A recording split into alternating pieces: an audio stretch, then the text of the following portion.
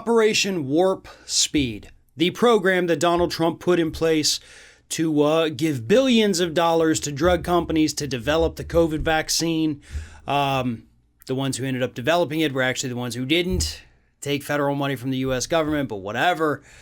He wants credit for the vaccine. Now the vaccines have arrived. We're starting to see them rolling out. And unfortunately, the whole program is flawed and not working properly. Now, this is pretty much to be expected. This is the hallmark of the Trump administration, having an idea and then executing it as poorly as humanly possible. And that's what we're seeing right now with this vaccine rollout. Rather than having any kind of national federal standards as to how to make this happen, as to who to give it to first, Trump has, just like he did with COVID regulations, left it up to each individual state. So depending on where you are in the country, you've got to look up and see what your state is doing, because Trump just kicks the can down the road and says, I don't want to deal with it. You deal with it. Operation Warp Speed has already fallen well short of their goal. They're 90% short of their goal, by the way, because Trump had promised we'll have 20 million vaccine doses administered by the end of the year. They had 2 million. So they only had 10% of their goal reached by the end of the year. That's a failure. You got 10%, that's an F. Yeah. But that's what we get. That's what we get when we put a guy in charge of the country that doesn't know how to run a country, that doesn't understand how government works, that doesn't understand how leadership works.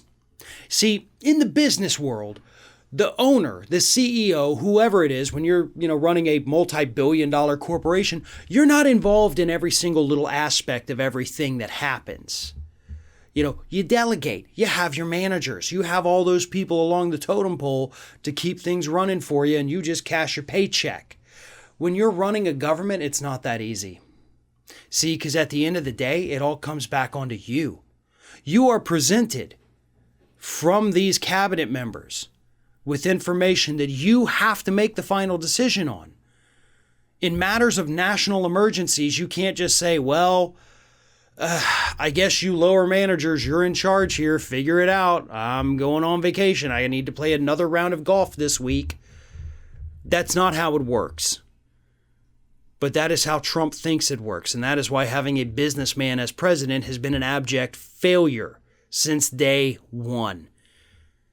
This man has managed to mishandle more catastrophes than most presidents even get to handle at all. Hurricane Maria, Hurricane Harvey, wildfires in California, wildfires in California again, wildfires in California a third time, massive flooding on the East Coast, immigration, COVID, other hurricanes, Hurricane Michael down here in Florida. This man has been given every possible opportunity to show that he is capable of doing something correctly, of leading through a crisis. COVID was the final test that he was given after having failed every single one before that. And guess what? This was a failure too.